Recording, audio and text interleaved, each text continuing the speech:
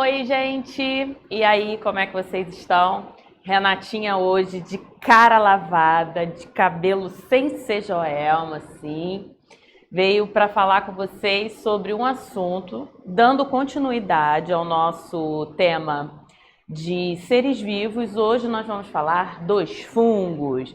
Ai, Renatinha, por que você escolheu falar disso, meu Deus?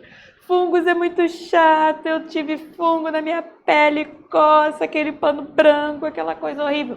É esse assunto mesmo que nós vamos falar. Mas a gente não vai dar tanta ênfase assim à parte negativa dos fungos. A gente vai dar mais ênfase à parte positiva dos fungos. E como é de praxe nas nossas aulas, a gente vai falar inicialmente sobre as características gerais dos fungos. Então, se liga lá nos slides que eu coloquei para vocês.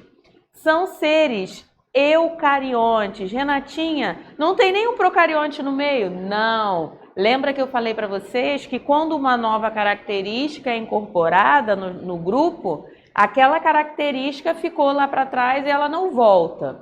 Então, a característica celular dos fungos é que eles são eucariontes. Eu tenho fungos que podem ser unicelulares ou multicelulares. Aqueles fungos que a gente observa que crescem, ou o próprio cogumelo, são fungos multicelulares, mas a gente também observa fungos unicelulares. São compostos por um emaranhado de células que formam filamentosas, que formam o que a gente chama de hifas. Essas hifas, a gente pode dizer que é uma unidade dos nossos fungos. Essas hifas, elas se unem e formam o que a gente chama de micélio. Parede celular, esses seres apresentam uma parede celular, que é uma parede celular que não é tão rígida quanto a dos artrópodes, porém é formado pelo mesmo tipo de material, parede celular de quitina. Todos os fungos apresentam nutrição heterotrófica. Geralmente, essa nutrição heterotrófica acontece por meio da absorção de substâncias. Eles jogam uma substância que vai meio que diluir isso que eles vão comer e eles vão lá e absorvem. Por isso é muito comum vocês ouvirem o termo heterotróficos por absorção. Como que os nossos amigos fungos se reproduzem? Reprodução assexuada. Pode acontecer de 3 formas diferentes, dependendo da espécie do fungo que nós estamos estudando. Pode acontecer por fragmentação. Um fragmento desse fungo, ele se solta ali por algum motivo e gera um novo indivíduo. Essa capacidade de fragmentação, ela também é observada, por exemplo, nas estrelas do mar, que são de outro grupo, que são os equinodermos. Cada fragmento da estrela do mar, ela vai dar origem a um novo indivíduo. Isso até foi questão de Enem, há uns anos atrás, que as estrelas do mar, elas viraram uma praga em um cultivo de mariscos, e aí a pessoa responsável lá pelo cultivo achou que estava se dando bem, com raiva, pegou as estrelas do mar, retirou as estrelas do mar ali do cultivo dela, cortou em pequenos fragmentos e cada fragmento desse deu origem a uma nova estrela do mar. Então, quer dizer, não adiantou nada, né? Isso é a fragmentação. Os fungos, eles também podem se reproduzir por brotamento. Eu vou ter ali, como vocês estão vendo na nossa imagem, o surgimento de um broto, que é um pequeno ser. Esse ser, ele vai se desenvolvendo até que ele se solta e vive a sua vida independente. Uma outra forma de reprodução assexuada dos fungos é por meio da esporulação. Esporulação é a formação de esporos que vão ser levados pelo vento e vão formar um novo indivíduo. E aí, até aí vocês estão gostando? Bora, partiu! Mas, porém, todavia, entretanto, contudo, você que está me assistindo, vocês sabem que é uma conjunção adversativa, que indica aí uma oposição, né? Os fungos, eles também apresentam reprodução sexuada. Essa reprodução sexuada a gente pode falar de uma forma romântica, né? Que é o que, gente? É a atração dos micélios. São aqueles fungos que apresentam um corpo de frutificação, que é aquele chapéuzinho que a gente observa nos cogumelos, por exemplo. Micélios são atraídos e aí eles vão lá e geram um novo indivíduo. Para ficar bem mais claro para vocês, eu trouxe essa aqui uma imagem que é do site Só Biologia, para tentar explicar para vocês como que acontece a reprodução sexuada desses caras.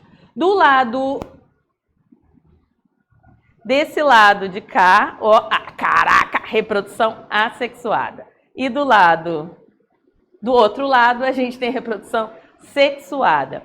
Observem que acontece ali a fusão de dois núcleos. Acontece o quê? Eu tinha um núcleo que era haploide, né? Que metade dos cromossomos da espécie se juntou ali e eu passei a ter um esporângio, que é um produtor de esporos. E esse produtor de esporos que é considerado ali o gametófito do nosso fungo. Por quê, gente? Porque esporos, sempre quando vocês ouvirem esporos, já vai ligar uma anteninha em vocês pensando assim, pô, esporos é reprodução assexuada. Só que esporos, na verdade, nesse caso aí, eles são produzidos por meiose. Então, nesse caso, não é reprodução assexuada, e sim sexuada. Ouviu esporos, ligou a sua anteninha. E Renatinha falou que provavelmente é reprodução assexuada, mas você precisa interpretar o que você está lendo para saber se é produzido por meiose. Meiose é a forma de divisão celular que sempre vai produzir células gaméticas. Se vai produzir células gaméticas com metade dos cromossomos da espécie, nesse caso, a gente está falando de reprodução sexuada. Vocês estão vendo, gente?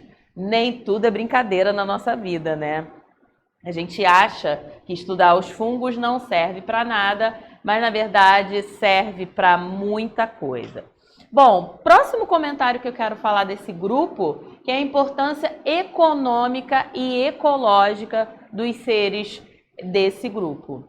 Importância econômica, eles são utilizados na alimentação, né? Eles são utilizados também como bioindicadores de poluição, aí eu estou falando de importância ecológica, e principalmente eles são decompositores da matéria orgânica, junto com quem, gente? Junto com as bactérias, junto com os representantes do reino Monera. Por quê, gente?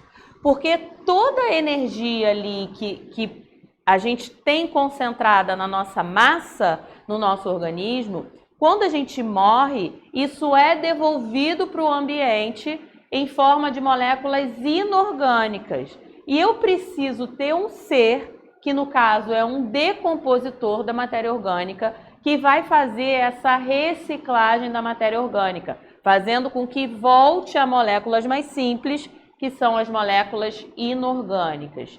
Quem faz isso? São os fungos e as bactérias. Quando a gente estudar mais para frente o ciclo do nitrogênio, vocês vão perceber quanto grande é a importância desse processo de reciclagem da matéria orgânica. Esses seres, os fungos, eles também eles se associam com outros seres, em uma associação chamada de mutualismo, geralmente, tá, gente? Pelo seguinte, vocês podem observar aí, na primeira imagem a gente tem um líquen, que é uma associação de um fungo com uma alga. A alga vai promover a umidade ali para o nosso fungo vai promover uma sombrinha, e essa associação ela é tão íntima que a gente não consegue identificar a olho nu quem são os dois seres participantes ali do processo. A gente precisa de uma ajuda para a gente saber quem é quem. Do outro lado, a gente tem uma imagem ali que chama-se micorrizas. Micorrizas é uma outra associação que a gente tem, uma associação íntima também, que vai fazer com que esses seres também, cada um tem o benefício deles. A alga e o fungo são, ali no caso, eles estão presentes nas raízes, e as micorrizas, elas auxiliam na absorção da nossa plantinha. Olha só quanta coisa que a gente falou hoje. Gostou?